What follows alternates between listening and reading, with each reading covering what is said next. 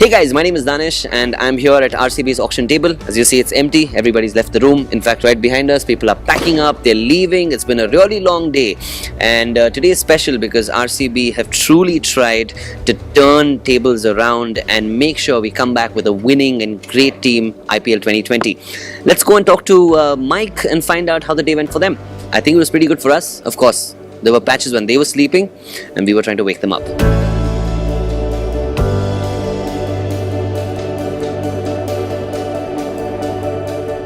Mike, firstly, congratulations. The auctions are done. Are you a happy man?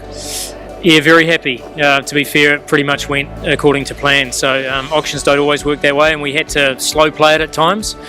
We didn't have a purse where we could bully sides, so we needed to be really patient. And obviously, we were after that combination of bowlers. So in the end, we got what we wanted. A lot of tweets and a lot of fans were a little worried when there was almost an entire phase when there was no bidding happening.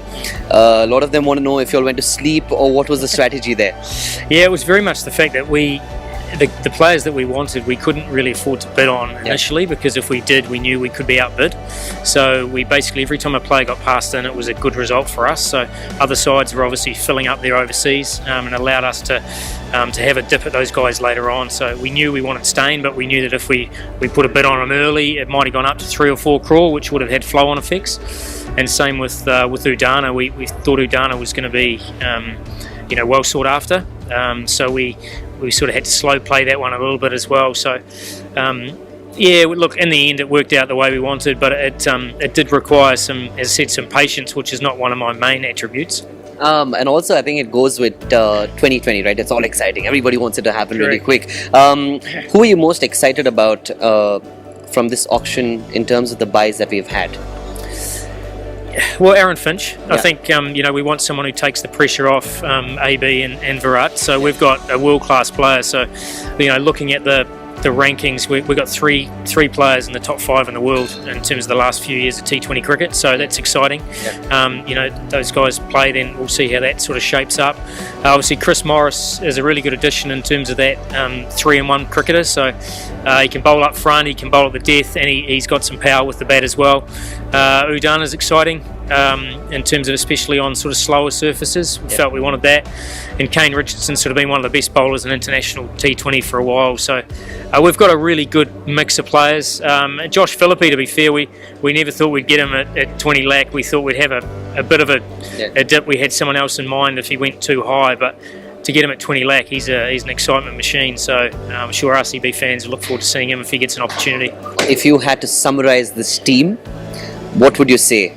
It's balanced? Is it the best we've had? Is this a winning team? Oh, look, I think it's got versatility. So a big part for us is obviously filling the gaps that we know we've got. So at Chinnaswamy, we know we need to have a variety of death bowlers. We know we need to have a batting lineup that can provide power against pace and spin. So we think we've got that. We've got a lot of multi-skilled cricketers. So we've given ourselves a chance. Now that doesn't guarantee anything, but it guarantees that we've given ourselves a really good chance with the squad. I do know that while you're at the table, Virat is very involved as well. Was he texting you right through the auction? What was he saying? Have you all exchanged any words between each other?